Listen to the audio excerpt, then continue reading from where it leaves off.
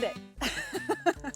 Hey friends, welcome to Roots and Reps. Here I am, I made a channel. But what's great is it wasn't my idea. Most good ideas, actually all good ideas, are never my idea. But this is so exciting because I get to chit chat about all the details. If you don't know, I'm from Minnesota. Here's my first video. We're gonna go on the boat. Now I get to go deep dives into all things gardening, maybe a little bit of reps, however the spirit leads. So today we're gonna start with my veggie / putting garden. This is so fun. I can talk all day about this stuff. So this particular bed is brand new this year. It was just installed at the end of May 2026. Everything was planted in the beginning of June this year as well. And naturally, you might be thinking, why in the heck does she have a vegetable garden in the middle of her driveway? Well, there's a reason for that. So I'm in Minnesota, Zone 5A. I've lived in this house specifically for about 11, 12 years, and I'm on just barely under 5 acres. And the thing about our property is it's very, very wooded, lots of hills and trees. So I was very limited on where I could A, find enough sun, and B, have an area that's relatively flat. This was that area for me. What also is nice is the end of our driveway is down there. So when you drive up, you drive right up and basically look at my veggie garden, which is cute, right? Us girls, we like the cute stuff. It's a really nice, welcoming addition when we have guests, and for ourselves when I drive up, it's like, oh, there it is. So the people who installed this bed was Rustic Hills, and they are based out of Eden Prairie, Minnesota. A few things about the garden specifically is they are all raised beds in the middle, and then on the edges, on the inside, I have flowers growing for the most part. And then also you'll notice on the outside edges where all the mulch is I have a critter garden. So that's why I don't have anything growing on the outside edges, because there's fencing underneath on that edge that goes under to eliminate rabbits, raccoons, voles, mice of digging and going under and going into the garden. And everything's made out of cedar. The beds inside, the fence, and also this pergola gate arbor situation, which I'll get to. It's one of my favorite things. So cedar's the best option as far as longevity if you're gonna have a raised bed. I could have used stone or something that would last forever, and that would have been wonderful, but my budget didn't allow. As you're gonna notice, the outside of the raised beds are really, really dark. It's because they were burned. And it's a method, and I'm gonna totally botch this, but it's like Chojibon, I think, something like that.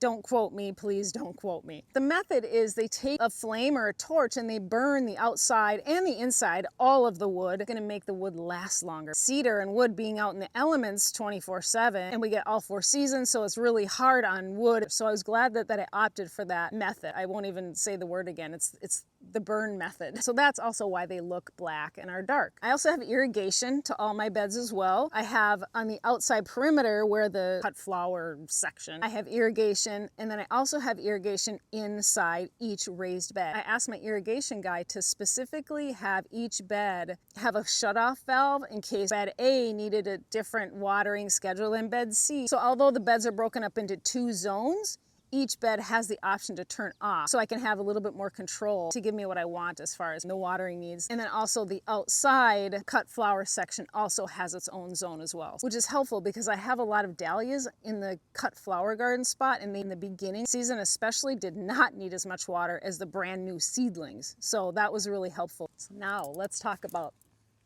the arbor. Oh. It's my favorite part. I think it's so charming and cute. Initially, my goal was just to buy like a kit online. You see Pinterest, see all these gates and arbors and things. And so my hope was just to buy like a kit and put it together, or have someone help me who might know more than I do. But I wasn't finding exactly what I wanted. Consequently, I ended up asking a good friend of mine that I've known almost most of my life, who is a master carpenter. He is truly like an artisan with wood. Petey, if you're watching, hey, just love him and his son Zach. They're just fantastic. Their work is phenomenal. I called Peter and I was like, bro, I got something for you. I need help. Help me. Help. We came up with this design. I had sent him some inspo pictures that I had found. And so from there, he was able to draw some things up, and we switched a few things or whatever, and we came up with this. And so it's custom made, wasn't cheap, but it's beautiful and it will last a long, long time. But I am going to keep it natural. I'm not going to stain it or paint it. Same with the fence itself. I'm going to keep it natural because I don't need another thing to do around here. So it's going to be natural and gray. At this point too, because it's still new, it still looks like wood, but next year and the year after it's going to be just more of a gray, which I'm totally fine with. The arbor itself, I believe, is 8 feet high. The door is 5 feet tall, and the depth, I believe, is 4 feet. Also, the hardware on the gate, I splurged and went for 100% bronze because I didn't want something that was going to rust, drip, and stain the wood. And so it was a little bit more expensive, $700. So it was not cheap, but it was like I wanted something that was going to last, especially in my climate. And it was like one and done, we're good to go. So I splurged on the hardware. So before this space was installed, there used to just be landscaping, and then I had a flagpole in the middle, Go USA. And I had landscaping on the edges on this side, and then the edges on the other side. And then in the middle was just grass and a flagpole. And what's awesome is before this was all ripped up, I was able to move a lot of those perennials that I had started a long time ago. I was able to move them in other areas of my garden so they didn't all go to waste. And I also gave some away, which was really awesome, to bless other people. Like, hey, here's some bee balm, here's some iris. So that was really fun, just to like spread the love a little bit. This isn't my first vegetable garden. I actually lived in Colorado for many years, practically raised my kids there, was there a long time and did veggies there. However, I've never done vegetables in Minnesota, so I feel like a newbie, like a beginner again, which is kind of scary, but also super exciting and fun, because it's like, ooh, all the things I get to learn. Like I can geek out on that stuff. I feel like my true love is flowers. So you'll see I do not have the vegetable garden scene all figured out at all. I mean, I don't have anything figured out. I have a lot to learn. I know a little, just enough to probably be dangerous and mess it up. So I'll stop yammering away and let's go check it out.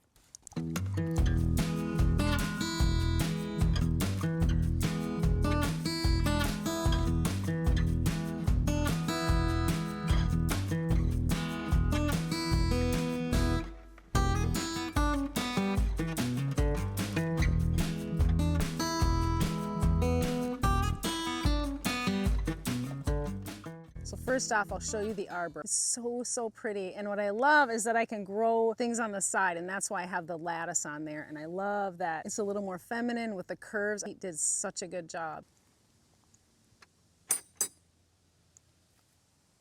So I ended up putting stone the threshold because with wheelbarrows and equipment going in and out all the time, I just think it will last. I think they did a fantastic job. So as you can see, the beds are charred. I also have landscape lighting in here on some of the outside beds and then some on the middle bed. It gives it a little ambiance, which is beautiful. So first off, you'll notice the sweet potato vine, and I love the contrast between the darker beds and the stone walkway. It just gives like an inviting feeling, and it's just kind of cottagey, and I love how they drape on the ground. The sweet potato vine come in different colors, so there's lots of options there. I have arches here from Gardenary. They're the Nicole trellis. I have one up here in front, and then also in the background you'll see two others, and then one over there as well. So I have 4 total. Notice on this front trellis and the back trellis, I have all my tomatoes. I only have 2 varieties that I'm growing, all 8 plants. I have pear tomatoes and sweet 100 tomatoes. The fruit that is starting to set on my pear tomatoes, oh, I can't wait till they start and turn red, or actually these are going to turn yellow. It's going to be just so wonderful. And then you'll see here on my sweet 100, look at that, they're starting to blush. I haven't seen that. That just happened yesterday. Orange, that's brand new today. Yay, it's cool.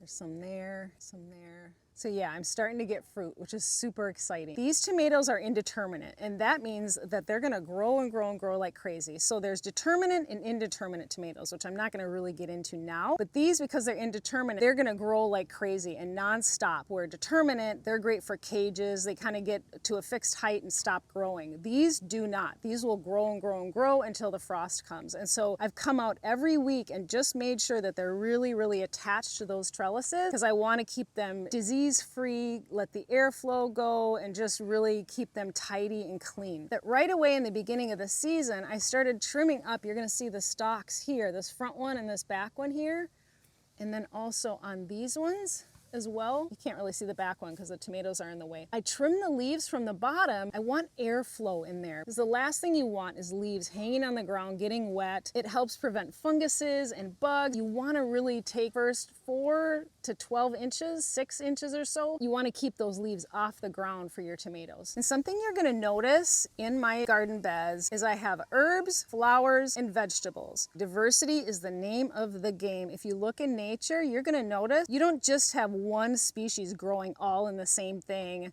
in a perfect row, spaced 3 inches apart. I literally ignore the plant tags altogether. Completely throw those out, set them aside, and forget it. So I use the intensive planting method, which you're gonna see. You're not gonna notice a lot of dirt showing in my beds. Now, granted, some of them do have quite a bit of dirt in some spots because either things didn't come up, or in my case today, I'm waiting for some sunflowers. So there's gonna be some bare spots that I'm gonna put some sunflowers in. But for the most part, you're gonna notice everything's packed. And it's packed with vegetables, flowers, and herbs. So here I have 3 lavender and a little sage and then some cutesy little things there. Now these are sweet peas and you can see they're rambling up my fence, which is super great. It's a great spot for them. They're really happy. However, I have ordered in some ladybugs because they got some aphids. And so I'm hoping that will help. And if it doesn't help suppress those aphids, I'll use some insecticidal soap because I am an organic gardener and I don't like to use harsh chemicals. These little guys growing down to the left here are called Lysianthus. A sweet friend of mine gifted me these. My very favorite subject, and I will do a video just on dahlias, but this is one of my dahlia patches. This patch was the last one I planted, so it's a little bit behind everything else. It also doesn't get quite as much sun as I hoped. I don't know if I'm going to plant dahlias here next year or not. This year's trial. Everything's a little bit trial run here, and I'm going to see how they do and how they perform and what varieties I like and the stem length and the bloom length and the storage. Like I'm kind of in a discovery phase in my dahlia journey here. I had a lot come up. Most of them came up, some of them didn't, and that's okay. That's just part of gardening. And I'll talk later in a specific dahlia video about planting tubers and the difference between that and seeds and all the things. So next up here, I have strawberries.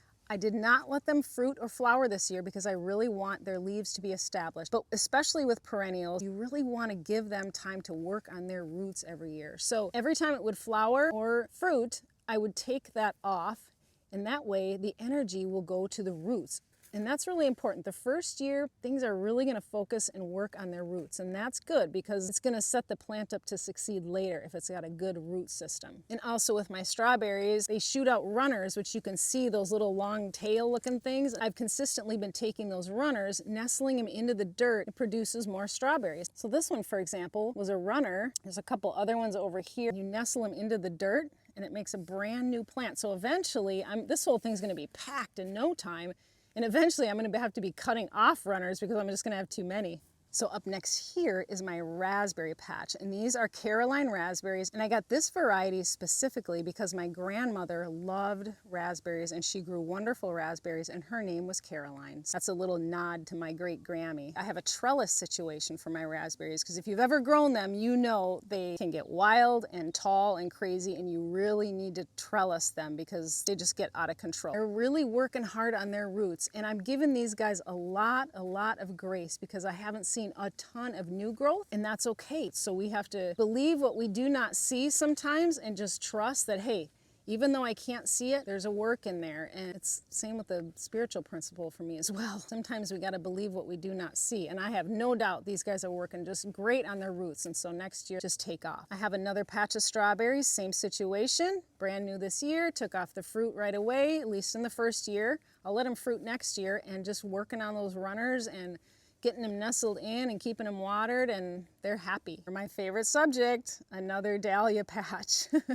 This was the second patch that I planted. Wonderful germination rate. Few haven't come up yet. They might not come up at all, but that's okay. Nothing has set buds yet. I have other patches that have, but again, this was planted a little bit later than the ones that have set buds. And this little section here is all collarette, which is a form of dahlia. They're my favorite, so I'm really excited to see what kind of beauty and little gems come out of here. These are dahlia seedlings, and I started these in my basement around April 15th, and I planted them out in the beginning of June when the garden was finished. With dahlia seeds, they're like little surprises. You never know what you're gonna get. Every single dahlia that you see out there today started from a seed. And what's exciting about dahlia seeds is every single one is a brand new plant that has never been before. And that's how breeding programs are started with dahlias, is through seedlings. And I can talk about that in a different video, and that's a whole nother really cool subject. But for now, I get to see some surprises come out of here. And oh, there's a little ladybug. Isn't she sweet? Next up here is one of my zinnia patches. I started my zinnias along with these dahlias in my basement around April 15th, planted about in the beginning of June. and they're doing wonderful. I have them corralled a little bit just to kind of keep them from flopping over. So here I have an Eden climbing rose. So she's going to climb up this lattice. It'll take a little time. It'll take a few years for her to get established, but in the meantime, I've been fertilizing her and watering her and just taking care of her, and she's doing good. She's happy. So I'll chat a little bit about what's in each bed. So in this one, as you know, I have sweet potato vine. I also have snapdragons, calibrachoa, and marigolds there. I have some lettuce, some onions, some salvia, some snapdragons. And then in this bare spot here, I'm actually going to plant sunflowers. They should be coming any day now. Sunflowers are wonderful because they don't take long to mature, and so I'll be able to have blooms before the frost. Here's my whiskey barrel. I have 3 of them, which I love them too because they're lined with plastic, which is rare to find. I used to grow a lot of things in whiskey barrels in Colorado, and they just start to really break down after a while, and so I found plastic lined ones on Etsy, which I don't love that it's plastic. I love that it's not going to break down. So in this one, I put 1 petunia in there, and that's 1 petunia, guys. I have potatoes growing with the petunias. There's a hummingbird on my feeder.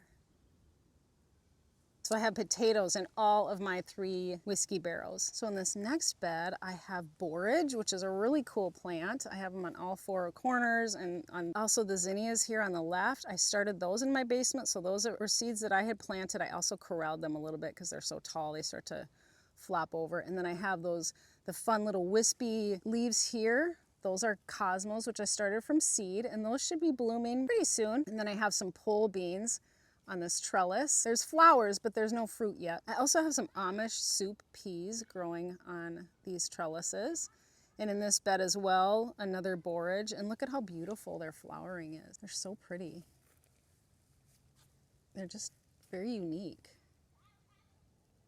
Again, I also have some zinnias that I started in my basement and some more cosmos that I started from seed, just direct sowed them into the bed here.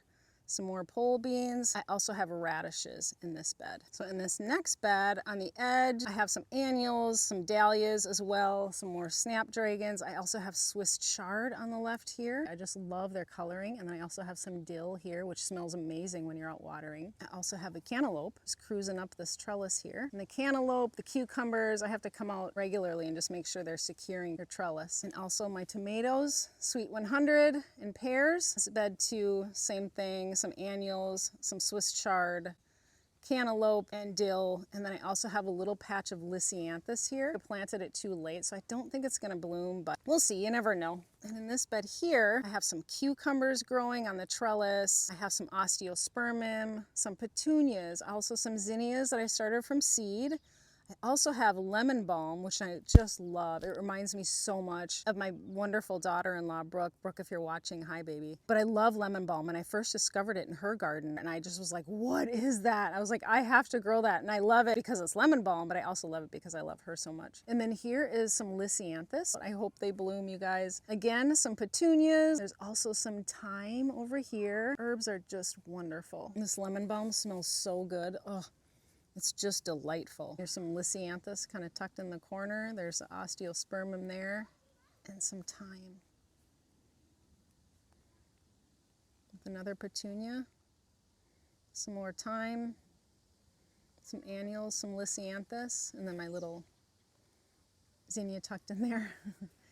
And something to note too, I have come out regularly and pinched my petunias to really keep them bushy and healthy. This bed, we have basil. Oh, my favorite. I love basil so much. I have some peppers, some salvia, some rosemary, some marigolds. I got a big old zucchini there. Look at how great she's looking. She is happy, happy, happy there. Some gomphrena. I also have some onions over there. Those are red onions that are going to be in there. I'm going to tuck in some sunflowers here. And I will also tuck in some sunflowers over here in this bed. I'm just waiting for them to come. So in this next bed, a little bit more of the same. Sweet potato vine, some zinnias. These ones I started from seed, lettuce. I also got this pineapple sage. That was right. I'm glad I kept the tag. It's so beautiful and it smells like pineapple. It's so weird because to have it smell like a fruit, you know, you do this and it smells like pineapple, which is just wild. But I found that in a local nursery and I'm like, I must have that. I was pretty excited about it. So I have, you know, some sage. I also have some oregano tucked in here. Some more lemon balm. zinnias from seed, good old tried and true petunia, and then also another cucumber tucked in there. Now these two beds, I feel like they're a little bit the same, but they're just fun and they get a little bit more shade than the others. I have chives in the corners here, little dragon carrots. On the edges here, I have some lisianthus again, also some squash there. I have some peas here.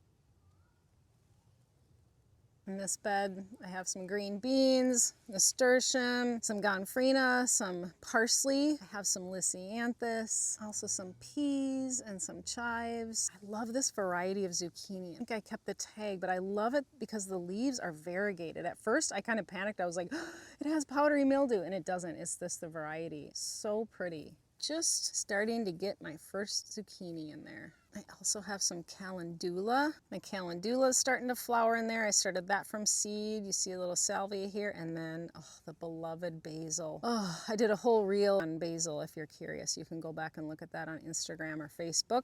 I won't go into it now, otherwise this video is going to be 3 days long. There's a marigold, there's a salvia, some more lisianthus. Marigolds are probably like my least favorite annual, but they're a really good companion plant. That's good about them. And here's some more lisianthus, also some onions in there. And this love, you know, we're always gonna come back to dahlias. I'm just gonna warn you now.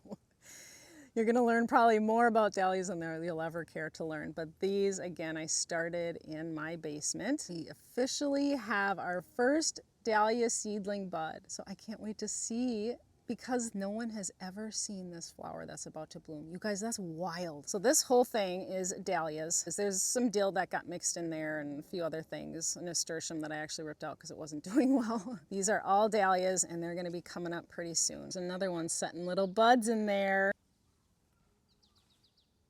I also want to touch on soil here. You'll notice in my beds, because they're brand new this year, they overfilled them a little bit when they initially put the dirt material in. And then of course it's settled because there's a lot of air in soil. So this fall I'll have some compost delivered and I'll fill up each bed with about 2-3 inches or so. And that will make my beds really, really happy. As you can see, they're a little bit low. And with raised beds in particular, each year they're going to lose dirt because it breaks down. So every year I will put compost in each bed to fill it up, and that's how I will fill my beds every year. So the initial blast per se is all dirt, and then each year start building the soil with a couple inches of compost, because it's really, really important that we think about soil health. That is the foundation. If you think about a plant that is unhealthy, a lot of times people want to treat the plant when we really need to look at the soil. Gosh, I see that so much. People will have a problem with their plant and they'll say, what can I do to fix the plant? And I feel like it's the wrong question. The question needs to be, what environment is that plant living in that caused it to have that? And then B, second question, what can I do to improve my soil to prevent the plant from becoming diseased or sick? And the same with our bodies, especially in our culture where symptom-based medicine, where we don't ever ask the question, what's the root cause? I'm all about root cause medicine, functional medicine, and the same principle goes with our soil. When we have a diseased plant, when we have an unhealthy plant, vegetable, herb, whatever the thing is, unless it's an outside pest, that can be, external. A lot of times it comes from the soil. So when we can start at the roots, hence roots and reps, soil is made up of billions and billions of microorganisms. And so whatever we can do to feed those organisms is a good thing. And conventional fertilizers actually take away from the soil health, where organic fertilizers do not. They actually feed the soil. And organic gardening has its downfalls. Prevention is the name of the game, just like in our bodies, just like in our own health. The best way to stay healthy is to prevent getting sick in the first place, right? Create the good environment and you get a good outcome. Same with our soil. A lot of organic gardening is working backwards. So you have to kind of think forward, be ahead of the game, because prevention is really, really going to help in the long run. Although it's a little bit more work on the front end, it makes it a lot easier on the back end.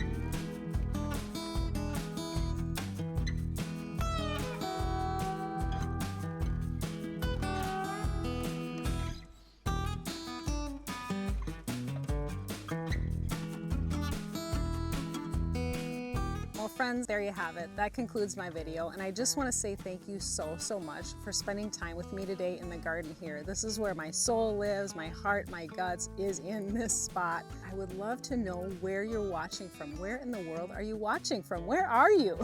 And two, if you're a beginner, don't be afraid to start. Just start somewhere, even if it's a little pot of basil or a flower or a tomato, whatever the thing is. Just start. I promise you it gets easier. But the only way to fail is to quit or not start at all. So just get started somewhere. Also keep in mind the best gardeners, the greatest gardeners have killed the most plants. So I hope that encourages you. So thank you so much again for watching, and until next time, keep growing. I'm gonna go harvest some herbs.